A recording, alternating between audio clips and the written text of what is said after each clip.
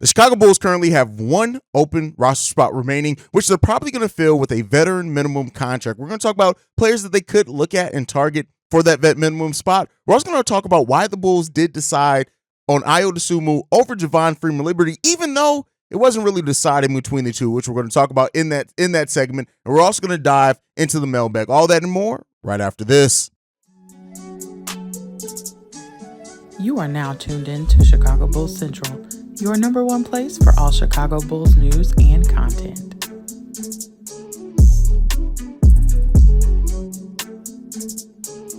What's going on, Bulls fans? Welcome to another episode of Chicago Bulls Central, your number one spot for everything Chicago Bulls related. I'm the host here, Hayes, but more importantly, you can follow the channel at Bulls Central Pod on every social media platform we happen to be on. But with that being said, let's go ahead and get into the content for today. So first up, we're going to talk about the Bulls' current salary cap and roster situation. So the Bulls right now have one open roster spot. They have 13 guaranteed contracts, one partially guaranteed contract in Carlik Jones, which they can come off his contract as long as they waive him by October 16th with no recourse at all to free up an additional roster spot if needed. But the Bulls right now set at one open roster spot, which they do need to fill because they do have 3 players signed in two-way deals. To get the most out of those 3 two-way contracts and have all 3 spots, they have to fill up their roster and go to the 15th man. So they're going to have to carry 15 players on the roster if they want to keep all 3 of their two-way contract players right now. So with that said, the Bulls have that last open veteran minimum spot. They also sit about $2 million, a little bit less than $2 million beneath the luxury tax. So that means that it's definitely going to be a veteran minimum. Now, you know, depending on the how many years that player has played, their vet minimum is a little bit higher, and there is a risk and a chance that the Bulls may go into the luxury tax just by signing a player at the vet minimum. That remains to be seen. We'll see if the Bulls do a little bit of trickery with the salary cap to avoid that, but ultimately we know at least one more signing, possibly 2 if Carlik Jones is waived, coming to the team. And that is going to be a veteran minimum. Now, when you look at how things have gone for certain free agents, you have players like Christian Wood and Kelly Oubre Jr., who many people are expecting may end up having to settle for their veteran minimums considering the market for them. Now, I don't know if that's going to be the thing, especially for a young player like a Kelly Oubre Jr., but when you look at if the Bulls were able to add either one of those players at a veteran minimum, regardless of the flaws of those players, which they both have plenty, that's still quite a value contract for what you could potentially get, especially when you look at a Christian Wood and what he can bring scoring-wise off the bench. And no, I know some Bulls fans are going to say he would be the starting power. No, Christian Wood's not going to be the starting power forward, not as long as you're starting Nikola Vucevic at center. So with that said, you could potentially really bolster the scoring from your bench potentially with those signings. Now, we know Billy Donovan typically doesn't go more than 9 or 10 deep. We pretty much have our 9-man roster kind of figured out with players like Dalen Terry, Ayo Dosunmu really trying to figure out how they fit in other than that. So bringing in a Christian Wood or a Kelly Oubre Jr. at the vet minimum, while it is a great value contract, it can really muddy up kind of that rotation a little bit more, which isn't necessarily a bad thing, especially when you look at bringing in competition in training camp. It couldn't be a bad thing. But what I think is more than likely when you look at it is players like a Rudy Gay. You heard the Bulls' interest in Rudy Gay, a player that is only a vet minimum signing, isn't really going to offer a lot to the roster. But again, when you look at the 15th man off the bench, you typically don't go that deep anyway. So Rudy Gay, while he's a veteran that could slide in if needed, injuries, things like that, you expect him to be able to pick up the system easily. It kind of makes sense. But you guys know I've also been beating the drum of players that we already have on a roster, that we had on a roster, that are currently still unrestricted free agents as well. Derrick Jones Jr., Javonte Green absolutely could end up filling that spot as well. They could be waiting to see what happens with the Dame Lillard trade and things like that and try to sign for a team at the vet minimum that way, which these other players could as well. But ultimately, I do think that one of DJJ or Javonte Green is probably a likely scenario in that case, especially a player like DJJ who's always been ready, always found a way to contribute in a role no matter how inconsistent his role has been for the Chicago Bulls at time. And Javonte, considering the injury, and I know a lot of you guys as well have said, well, isn't Javonte now redundant? Keep in mind, this is the end of a bench spot. With Javonte's injury, he may very well want to take guaranteed money, not have to move cities at all, and stay there and see, if he can rehab and maybe go back to free agency the year afterwards. So those are kind of the options that the Bulls are looking for at that veteran minimum spot. Again, anything that's kind of world beaters. But again, if you look at Kelly Oubre Jr. or Christian Wood, the closer you get to training camp, those guys are probably going to want to sign for what they can so they can get an invite to a training camp and maybe even wow some GMs. So, those are the options really for the Chicago Bulls. There are outside options as well, like a JaMychal Green. There are players like that also are out there that kind of fit more of a potential need for the Chicago Bulls. But ultimately, like I said, 15th man off the bench, it doesn't really, you're not expecting that player to play a huge load of minutes for the Chicago Bulls over the course of the season if things have maintained to what they've been for Billy Donovan. Hell, you got players that are the 11th, 12th man off your bench, on your bench, that aren't going to play a lot either in Billy Donovan's system. So just keep lookout as soon as something does, shake for the Chicago Bulls or is announced. You guys know I have a video out shortly thereafter. But let's get into the next topic for today, and that is Ayo Dosunmu, which many Bulls fans are looking at this as the Bulls chose Ayo Dosunmu over Javon Freeman-Liberty, which isn't really what they did. Let's be clear. Javon Freeman-Liberty was not going to get a main roster spot. He just wasn't. And he, as much as Javon Freeman-Liberty did show and wowed offensively, he absolutely wowed offensively, and you can't take that away. He is not nearly the defensive player that Ayo Dosunmu even was in his worst season, on his worst game. He's just not that. When you look at Javon Freeman-Liberty, a defensive rating average of 119, that would be astronomically low. That would be one of the lowest in NBA history. And considering the G League and Summer League competition is a lot less than what you get at the NBA level, Javon Freeman-Liberty did not offer a more ready prospect for NBA basketball than Ayo Dosunmu. He just didn't. And when you look at still the upside that Ayo has at the NBA level, that defensive monster that he can be, and considering the fact that the Bulls have not put him in the best situation for himself offensively, when you look at how they've tried to make him operate, be that three-point shooter, things like that, trying to fill in for Lonzo Ball. And overall, you also have to plug in the fact that the Bulls have not been a good development team for the majority of for all the time that Ayo Dosunmu's been here. They now have a head of player development, and they may want to see what Ayo looks like working with that head of player development over the next couple of years. And you can't knock them for that, right? They added something that they've needed to this roster and to help the development of players that they've drafted and brought in for years, right? And now that they have that head of player development, players that have already showed some promise for them, they very well want to take a look at that. Now, some people also have pointed out that it was an overpay for Ayo Dosunmu at $7 million. And by that, I will say you're right and wrong. Is it an overpay according to what we think the market was for Ayo Dosunmu? Yeah.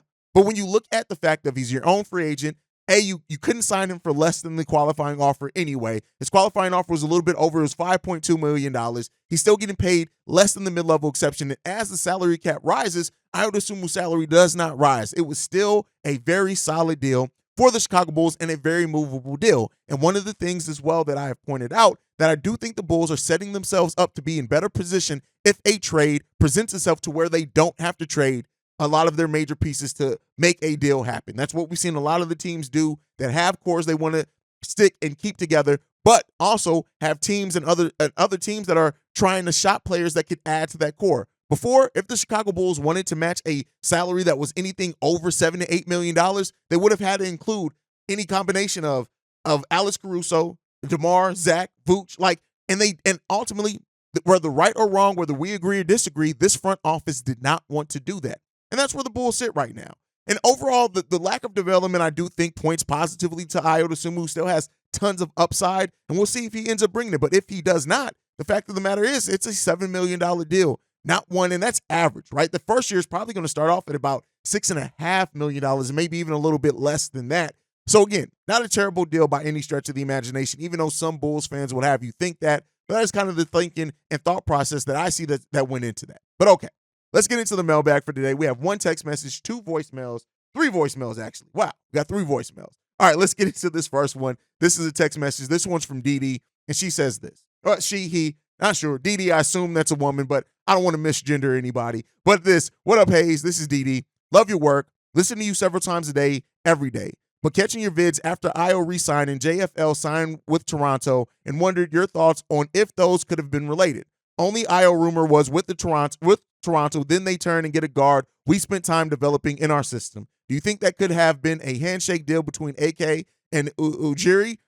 Just think it's strange by reports the Bulls didn't even give a 2-way offer to JFL, and the same with the Raptors. If interested, never put an offer out for Ayo for the Bulls to match. Conspiracy theory, I admit, but let me know your thoughts. Here's what I think.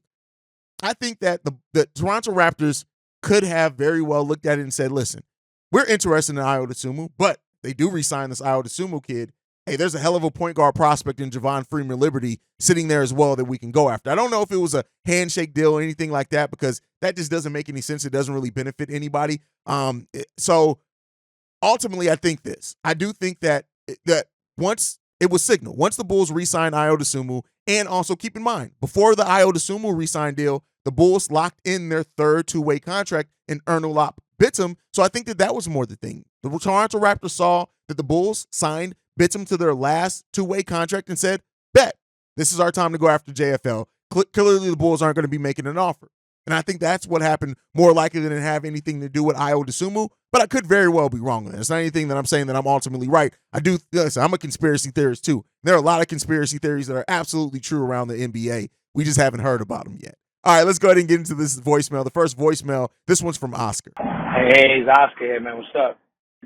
Finally got caught up on some of the episodes. The Bitum signing, that kid is 6'6", and we're talking about his shooting and and all this other stuff. This kid could jump out the gym. Like this ain't one of these Euro players that's gonna come and is slow-footed. This kid got legitimate NBA athleticism to play. So I'm excited to see where he goes. The Ayo signing, like I said, we're keeping Ayo. I still have hopes for Ayo. I think he's going to get back this year to doing what he does. But I have a question for you. I feel like not just you, but other Chicago Bulls podcasts, CHGO, all these guys, harp on the improvements of Coby White and the ascension of Coby White. And I feel like you guys are overselling his ascension because he's finally got it around his head that he needs to play some kind of defense and can't be a turnstile on the defensive end. So he's made a little bit of effort. But this notion that Coby White is some ascending player in the NBA, if he was any type of ascending player, I feel like more teams would have been buying for his services and the Bulls would have had to overpay to get him, I feel like, and this is my take, and then I want to know what you think. I feel like the Bulls saw Larry Markkinen leave Chicago, go to Utah, and turn himself into an all-star.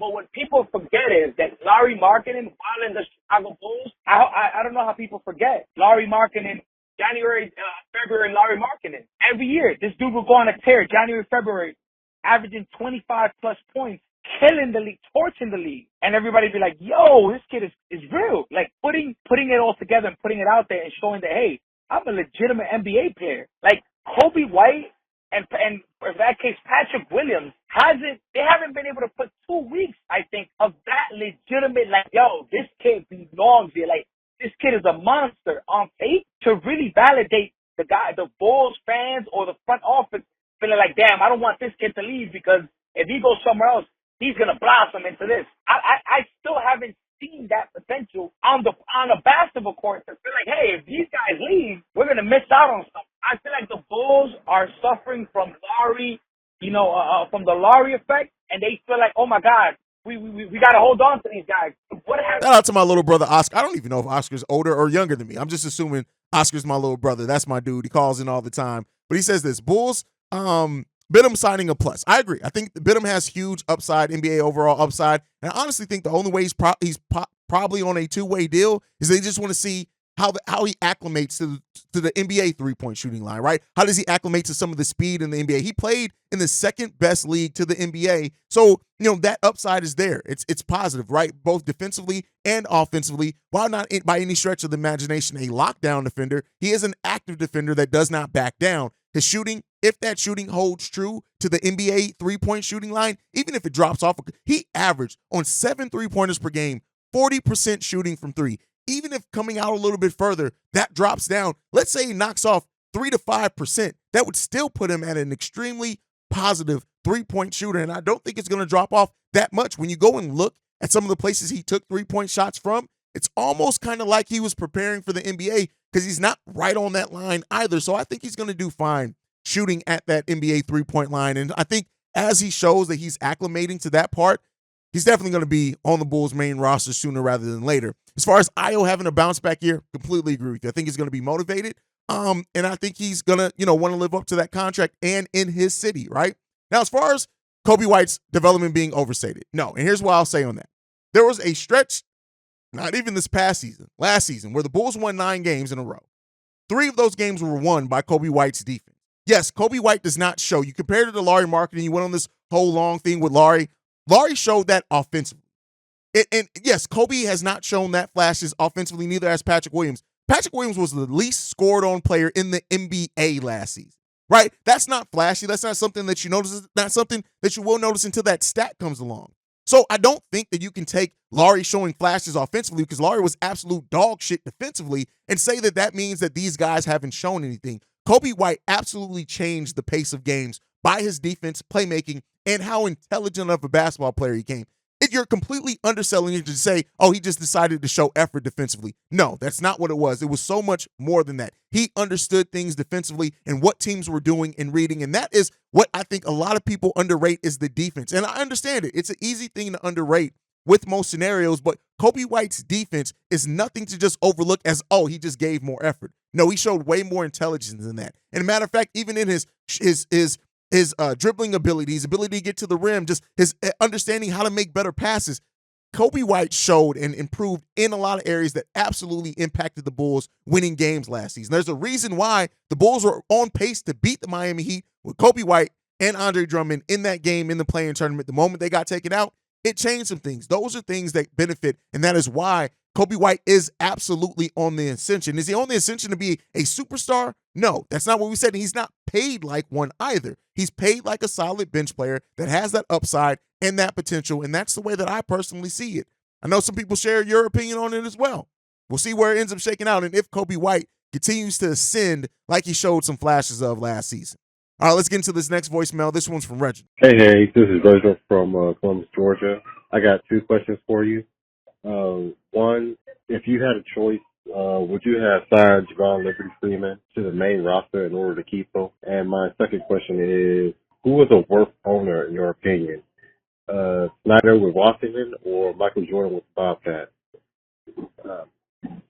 Thanks. Would I have signed JFL? Yes, and only by the nature of this.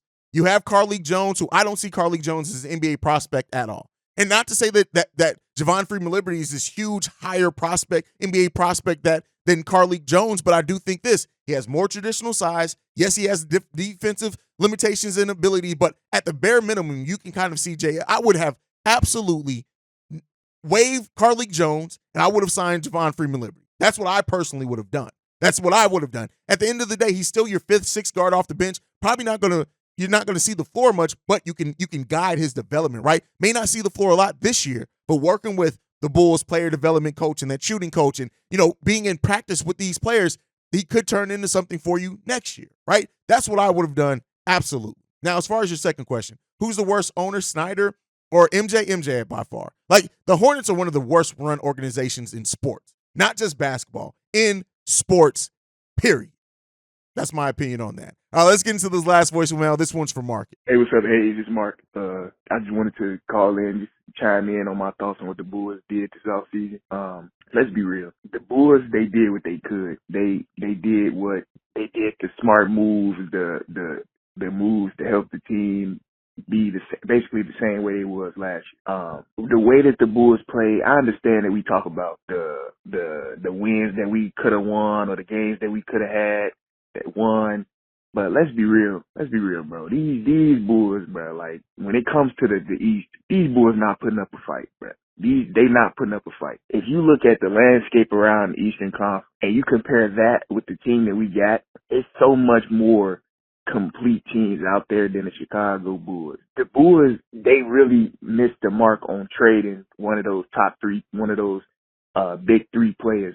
Me, preferably, I wanted us to trade DeMar DeRozan because I just feel like what he brings to this Bulls team it's not complimenting the other players. I'm not saying he's a good player at all. Like, I actually like him as a player, but the style of play that he plays does not complement the other players on the floor.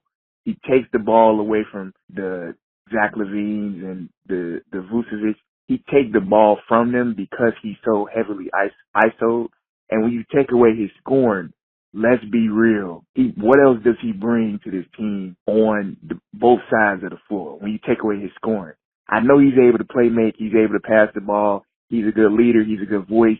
But what does he do to complement the other players on the floor when you take away his scoring? To make Zach LaVine and Vucevic and Patrick Williams and our now newly acquired Javon Carter, because I believe Javon Carter would be the starting point guard. When you take away him from those other four players, what can he do to impact the game? Nothing. He can't do anything else besides score, be a leader, pass the ball. He can't stick defense. Zach LaVine, in order for Zach LaVine to excel, he needs a player next to him on the wing that can guard those players, guard those best players. I know we put a lot of responsibility on Patrick Williams and what Patrick Williams does, but let's be real. It's been 4 years. We going into year 4, and we still trying to figure out, can Patrick Williams be aggressive? I don't want to hear nothing else about Patrick Williams developing. DeMar DeRozan got to go. We need a 3-and-D player next to Zach LaVine and Patrick Williams for this team to be good.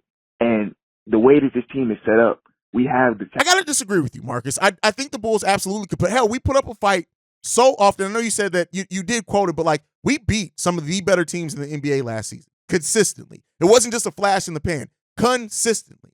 And then when you add in the number of games that we lost to simple math due to 3-point shooting, I do think the Bulls are going to put up more of a fight than people expect. I think a lot of Bulls fans are underrating this because we did not get the names. But I think one of the harder things to kind of quantify is the fact of how fit matters with a team that's built like the Chicago Bulls. And the players that we brought in that bring a skill set that we absolutely need on top of not being slouches defensively, I think it's going to pay off bigger than what a lot of Bulls fans are expecting and giving the Bulls credit for. Again, personal opinion. As far as trading DeMar DeRozan, I've been back and forth. You guys know I'm all for trading DeMar. I do think that DeMar slows the game down. I do think that you can make your offense even more modern by coming off a player like DeMar and getting in a 3-and-D type player. I do think that can help better your offense overall. But let's not act like DeMar is just like DeMar. Yes, what does he offer outside of scoring? Okay, but let's not underrate the fact of how good of a momentum scorer he is. How his ability to get to the line, right?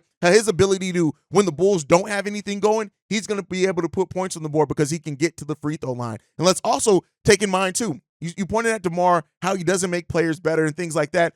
The difference in San Antonio Spurs DeMar and Chicago Bulls DeMar is way different. Like, DeMar was facilitating for players that are way worse than what we have on the Chicago Bulls. You know what that points to? Coaching. That's why I say, as much as I do have issues with DeMar as far as kind of the lack of like a modern style of game, it still goes back to coaching, because I think if we had a more solid coach that held players accountable and had more of a system, an actual system, that we would see that DeMar that facilitated. We'll see that DeMar that kind of paced his game out and allowed other players to shine more. We don't see that DeMar here. We see the DeMar that's able and given the green light to dribble the hell out of the ball, pump fake 15,000 times. And that while that has worked at times for the Bulls, it also has hurt the Bulls at times. And I go to coaching when it comes to that, because DeMar was a completely different player when it came to facilitating and setting up, like I said, way lesser players than what he now plays with on the Chicago Bulls than what he was on the San Antonio Spurs. So I look at coaching in a case like that. That's just my personal opinion. You guys can let me know what you think, as always, down below if you're on the YouTube side. But that's my time for today. Make sure you guys are following the show at Bull Central Pod. You can send us any feedback, questions, comments, concerns, bullcentralpod@gmail.com. Lastly, you want to leave a text message and our voicemail. The number to do so, 773-270-2799. We are the number one spot for everything Chicago Bulls related because of you guys. And like I like to end every episode on, go Bulls. Love you guys. See red if you can, y'all. Peace. This has been a presentation of the Break Media.